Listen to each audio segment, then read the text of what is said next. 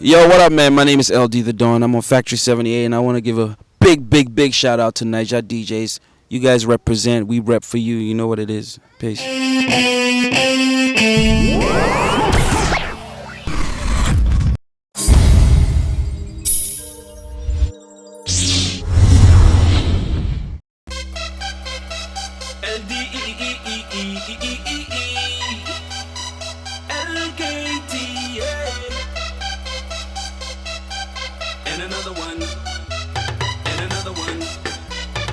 Tami oni afoko akoyoyo ni o kan lẹ́sẹ̀ agbẹgẹdú ni o kan lọ́rùn ọmọlanke ni o wò lẹ́yìn àwa máa rìn báyìí rìn báyìí rìn báyìí àwa máa rìn báyìí rìn báyìí rìn báyìí.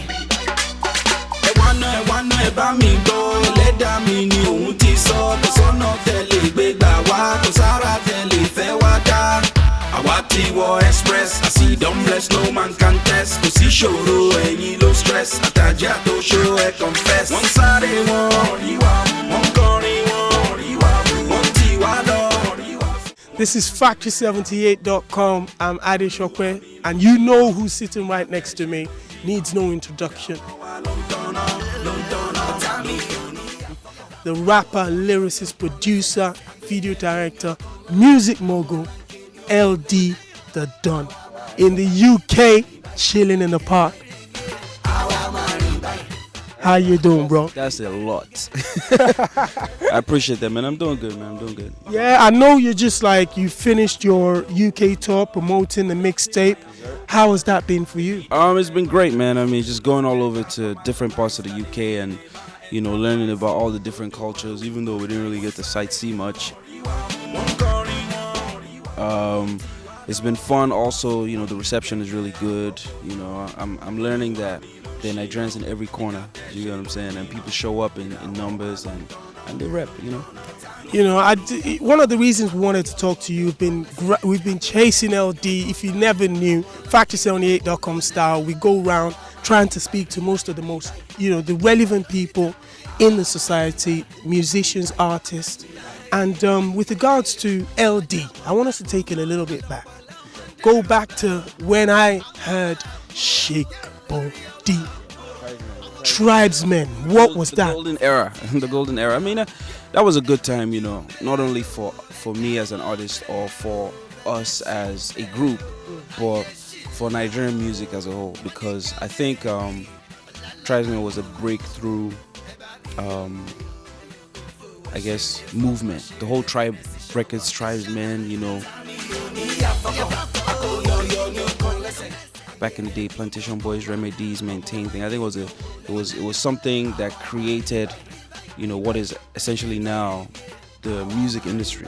You get what I'm saying? That is currently in Nigeria. Everything from the music to the distribution, to the way people package, to the fact that people are more conscious of brands right now. You get what I'm saying? Like all of that stuff. So to be a part of the movement that created that, you get what I'm saying? To me, you know, I feel really good, and it's really exciting. You get what I'm saying? Especially to still be able to be here and do it at this level. Yeah. You know, because I know a lot of people who started with us, and you know, they're kind of nowhere, you know, on the music map right now. So I just feel good. Tribesmen was about 12, 13 years ago. That was a long time. You were a young man then. You were still in university, still studying, but you decided to grind it hard with the musicians and all that. One thing that struck me was P. Diddy at that time had just started his Bad Boy label. People really never took it seriously that people could own record labels. But you did Tribe Records. What gave you the inspiration? I mean, like you said, you know, I'm always looking out, trying to see what's going on in the international world. And I think, you know, there were so many different people that I used to look up to at the time. I mean, the Dr. Dre's, you know, and a Russell Simmons, for instance. Do you get what I'm saying? The things that they were able to do, yeah, with Def Jam from a college, you know, room. I just figured, what's so, you know, these guys don't have two heads. Do you get what I'm saying? Like, what's so different about their situation that we can't make happen? So from my college room as well, do you get what I'm saying? I sat down and I just started putting, you know, pieces of stuff together. Got a computer, got some software, got my guys together, started trying to make beats, started trying to shoot videos, you know, and stuff like that. And before you know what's happening, the whole industry is bubbling. You know, we put out a bunch of different artists. So many artists even went through that studio who were not on Tribe Records. You get what I'm saying? Yeah. So it just feels good.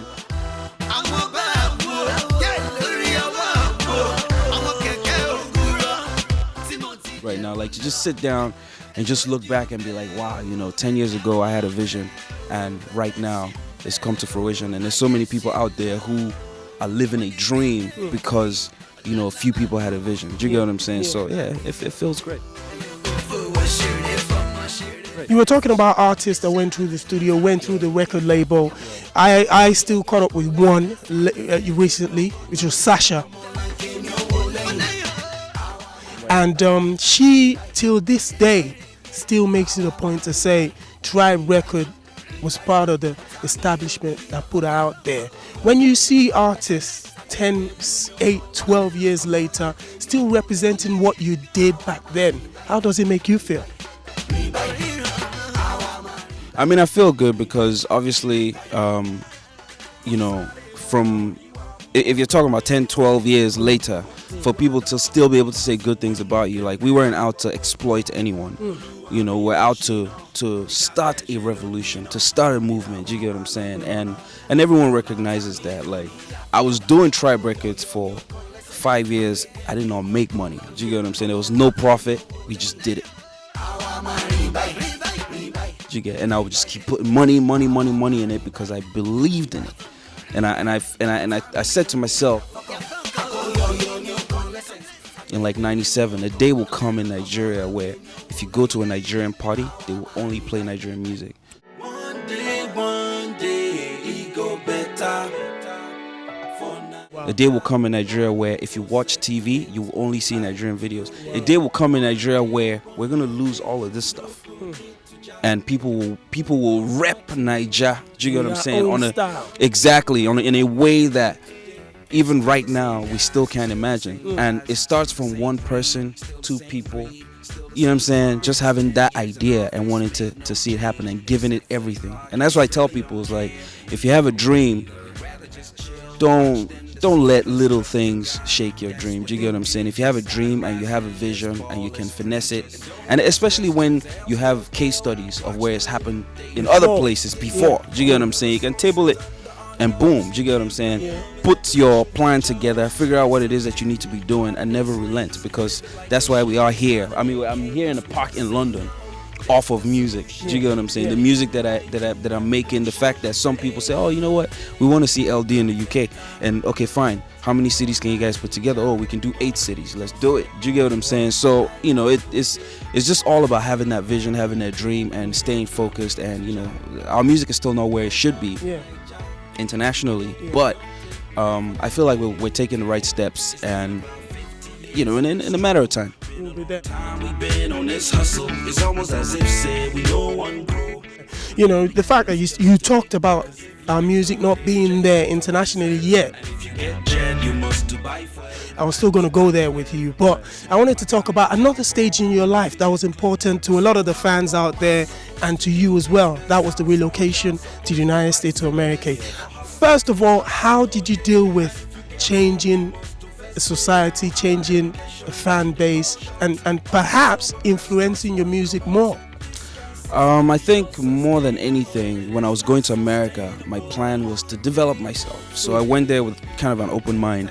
And, you know, what was I doing? Like I said earlier, I was, you know, learning how to make music on my computer, learning how to shoot videos, learning how to do a lot of technical things, you know, behind the scenes, so that I could make my record label make sense. Do you get what I'm saying? Because I know definitely I'm not going to be an artist forever.